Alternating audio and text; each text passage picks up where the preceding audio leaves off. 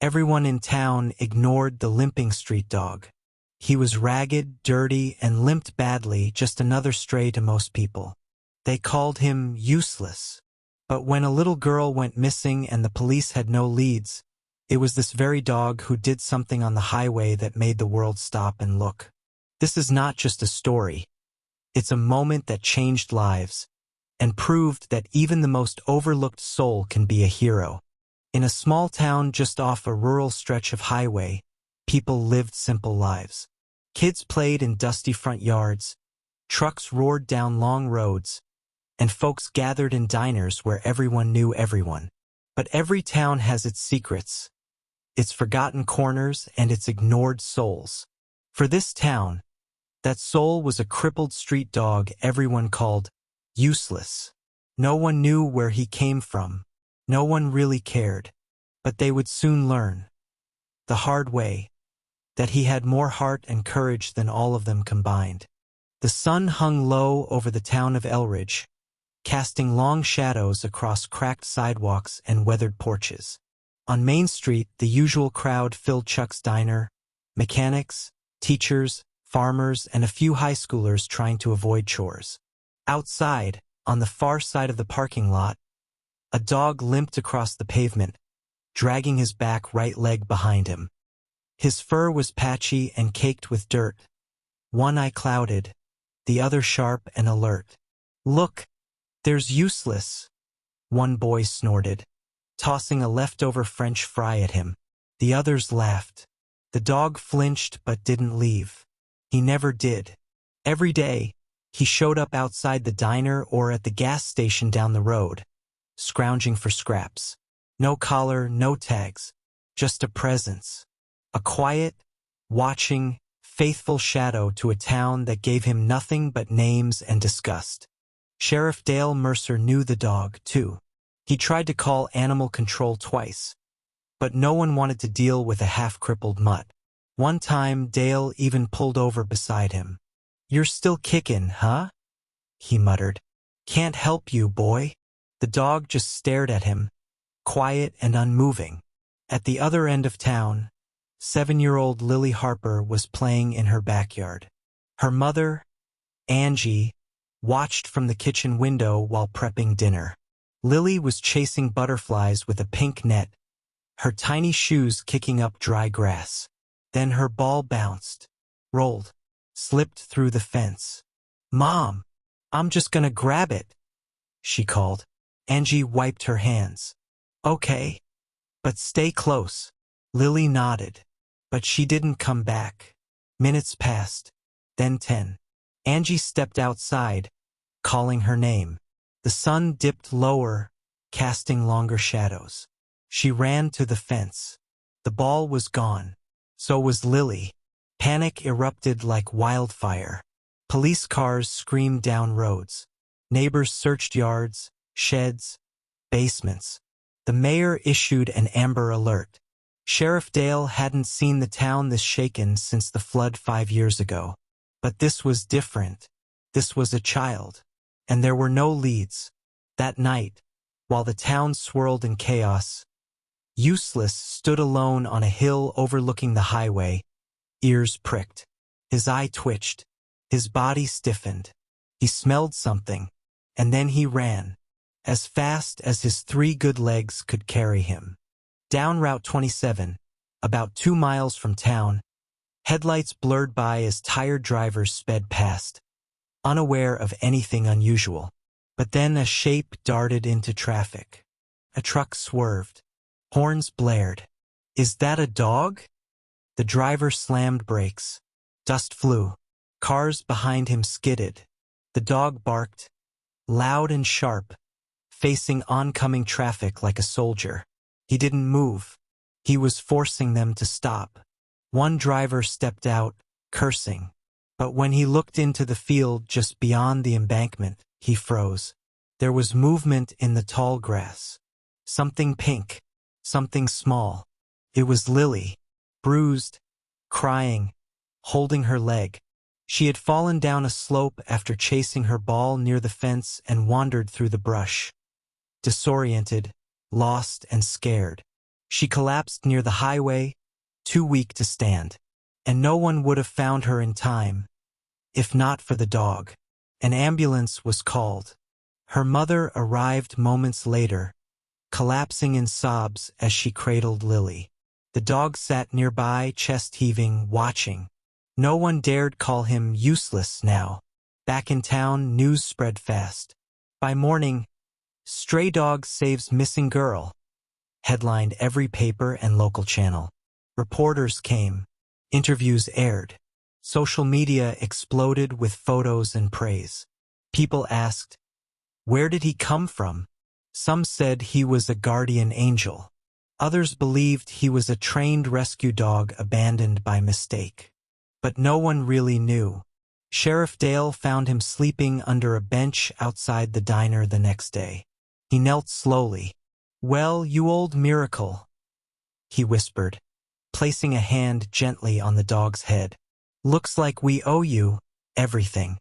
And from that moment, Useless was useless no more. The town of Elridge was never the same after that night. It was like a collective guilt had settled over everyone, as if they'd been caught in the act of neglecting something sacred. That scruffy, limping stray they mocked, ignored, and shoved aside had just saved a child's life. The news cameras were gone now. The police had issued their statements. Lily was recovering at the hospital with only a sprained ankle and dehydration. But Useless, the dog who was no longer being called that, remained at the center of every conversation. He had disappeared again. At Chuck's diner, no one laughed when his name came up anymore. "Where is he now?" asked one of the waitresses, pouring coffee with a heavy hand. "He was by the park this morning," someone said. "Gone by the time I turned around." Sheriff Dale had tried to coax him with food, a blanket, even a leash. But the dog didn't want to be caged. He wanted freedom, but more than that, he wanted purpose. And somehow he still had work to do. Over the next few days, people noticed something strange. The dog, no longer Useless, now called Hero by the children, was appearing around the edges of town. Always at the right place at the right time. He barked at a faulty power transformer before it burst. He tugged on an old man's coat just before he collapsed from a silent stroke. And one night, he led a group of kids away from a tree just before it crashed down in a lightning storm. Was it coincidence? Some said yes. Others knew better. The guilt in Sheriff Dale only grew heavier. He had ignored this dog for months. Now he owed him not just an apology but respect. And perhaps a home. Meanwhile, Lily Harper wouldn't stop talking about him. "He was waiting for me, Mommy. He knew I was there." "Yes, sweetheart," Angie said softly, brushing Lily's hair. "He's your guardian angel." "No," Lily replied. "He's everybody's. They just didn't see it before." Then came the town meeting. Held in the church auditorium, it was packed. People wanted to talk about the dog. To do something for him. "I say we build him a shelter," one man said. "No, adopt him," someone else yelled. "Let's get him medical care, proper food." A woman stood up, tears in her eyes. "I called him Useless. I threw water at him once when he got near my garden. I thought I was just getting rid of a nuisance. I didn't know he had a soul." The room fell silent. Sheriff Dale stood at the front. "We all failed him, but I'm going to fix that. I'm making it official. He's the town's honorary rescue dog. And I'm going to find him." The search began, but Hero was hard to find. Until one day a call came from the outskirts of town. A boy named Toby had spotted him under the old mill bridge. But something was wrong. He was limping worse, bleeding, and he wouldn't let anyone near him. Sheriff Dale rushed to the spot. The ground was damp. The dog was curled up, shivering, near a pile of trash. Blood matted his fur. He had been attacked by a wild animal, maybe a coyote or worse. Dale didn't hesitate. He took off his jacket, wrapped the dog gently, and lifted him into his truck. "You're not dying today, not after everything you've done," he whispered. The vet worked through the night. The town waited outside the clinic like a family keeping vigil. Ditches, fluids, antibiotics. It was touch and go. At dawn, the vet finally emerged. "He's stable." Cheers erupted. Lily clutched her mother's hand. "He's going to live?" "Yes, sweetheart," Angie smiled. "Thanks to everyone coming together." When Hero finally opened his eye, groggy but alive, he was no longer alone. A blanket was on him, fresh food nearby, and the smell of something new, belonging. But the story wasn't over, because someone had been watching. Someone who didn't want the dog to survive. Someone with a secret, and they were about to make a very dangerous move. The town of Elridge breathed a little easier now that Hero, the stray who had become their unlikely guardian, was safe at the vet clinic. His injuries were being treated, and Lily, the little girl he saved, had started visiting him every afternoon with her mother. But not everyone was celebrating. There was one man, someone who'd stayed in the shadows since the headlines, who watched from the outskirts.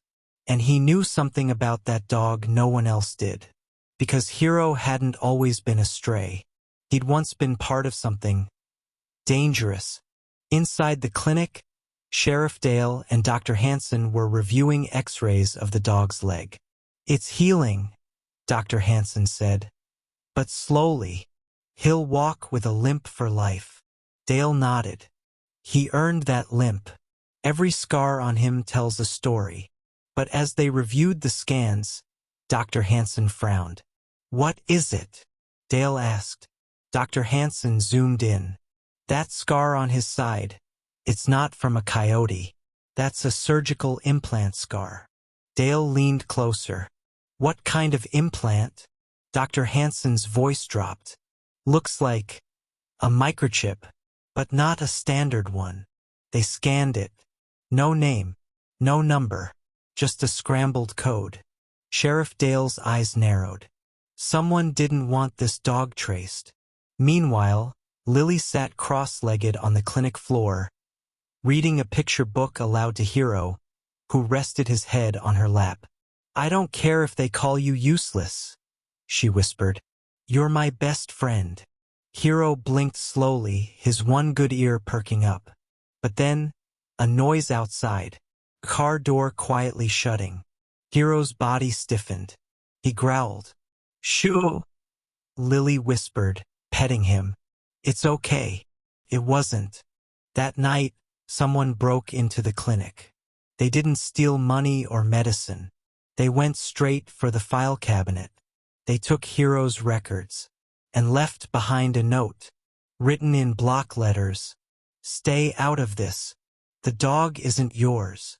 Sheriff Dale found it the next morning. His heart pounded. Who would threaten them over a stray? He dug deeper into the microchip's code, calling contacts in animal control, the military, and even private security firms. Finally, someone called back. "You didn't hear this from me," the voice whispered. "But that chip matches one used in military canine operations. Classified work. Overseas." Dale's hand tightened on the phone. "Why would a military dog be dumped in my town?" The voice hesitated. "Because maybe he saw something he wasn't supposed to." Suddenly, everything changed. Hero wasn't just a stray. He was a witness, and someone wanted him gone. The town was still celebrating him. But Dale now saw the danger they were all in. He drove to the clinic immediately, only to find Lily and her mother inside again. "Angie, get her out of here. Now."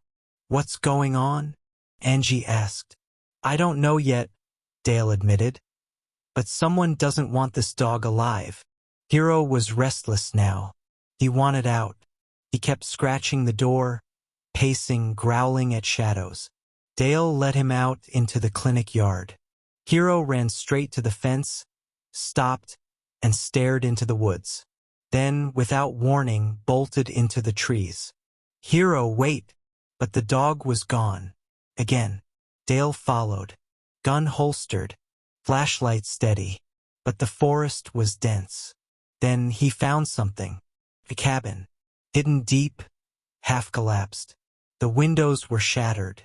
Inside, remnants of files, papers, photographs, and dog cages. One cage still had blood in it. And a logbook. He opened it.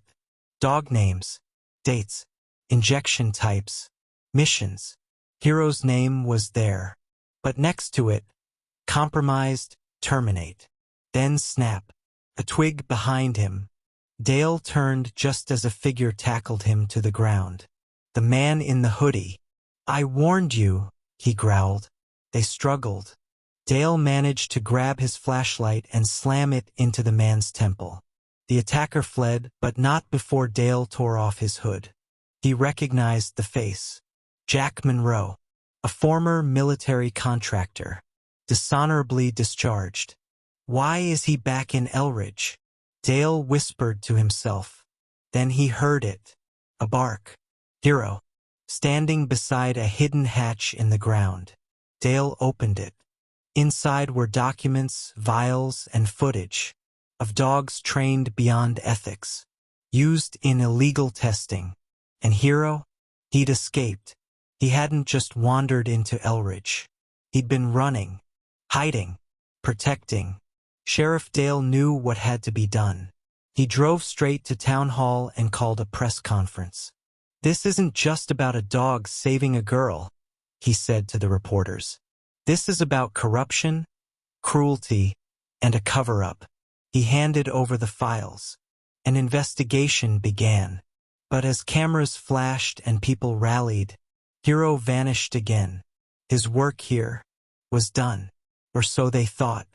The town of Elridge was no longer just a sleepy little dot on the map. News vans crowded the streets. Reporters knocked on doors. Protesters held signs demanding justice for the dogs used and discarded like broken tools. And at the center of it all was a name everyone now knew. Hero, the stray, the savior, the survivor.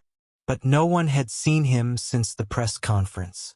Sheriff Dale had scoured the woods, searched every back road, every familiar spot the dog once visited. Gone. As if the shadows had swallowed him. In town, Lily missed him most. Every day after school, she visited the clinic yard, hoping for a bark, paw step, anything. Maybe he thinks his job is done, her mother said gently. But I still need him, Lily whispered. And she wasn't the only one, because deep in the forest, a storm was brewing. Sheriff Dale got the call just after midnight. An explosion, out near the old logging road. He raced there. What he found stopped his breath. The hidden cabin torched. Someone was erasing evidence. And Dale knew exactly who. Jack Monroe. The man Dale had unmasked. He hadn't disappeared. He was cleaning up loose ends. And Hero was the last thread. The FBI had now taken over the investigation. Files from the hatch revealed a covert program run by rogue contractors. Dogs trained for black ops missions, discarded when no longer useful. Hero was the only known survivor. But if Jack had found him first, Sheriff Dale refused to believe it. Hero is smart, he told the agents. Smarter than anyone realizes. But time was running out. And then a phone call from a truck driver outside of Elridge. There's a dog here, the man said. Ran in front of my rig. Made me stop. Barked until I followed. Followed where?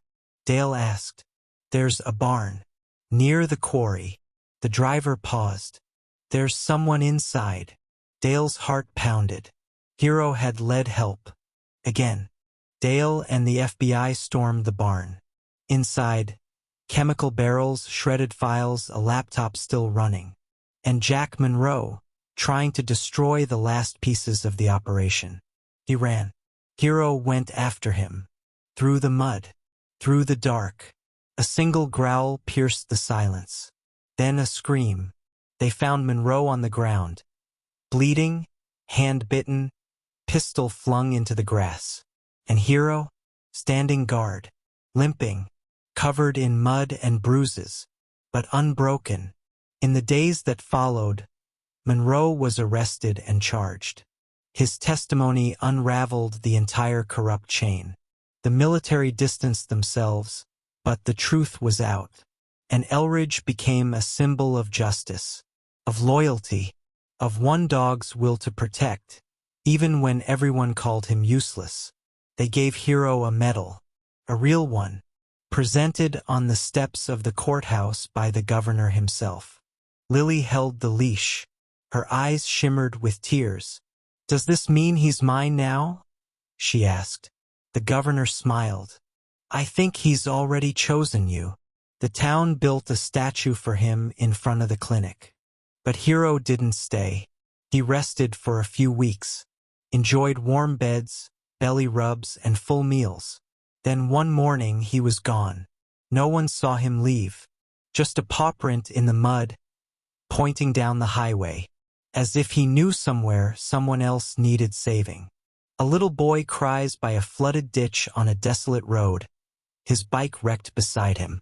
In the distance, a silhouette appears. A dog, limping, steady, familiar. The boy's sobs pause as he sees him, and then hope returns. Thanks for watching Red Heart. If this story touched your heart, don't forget to like, share, and subscribe for more emotional, powerful, and unexpected true life-inspired tales. Leave a comment with your thoughts. Every word of support helps us bring more heartwarming stories to life.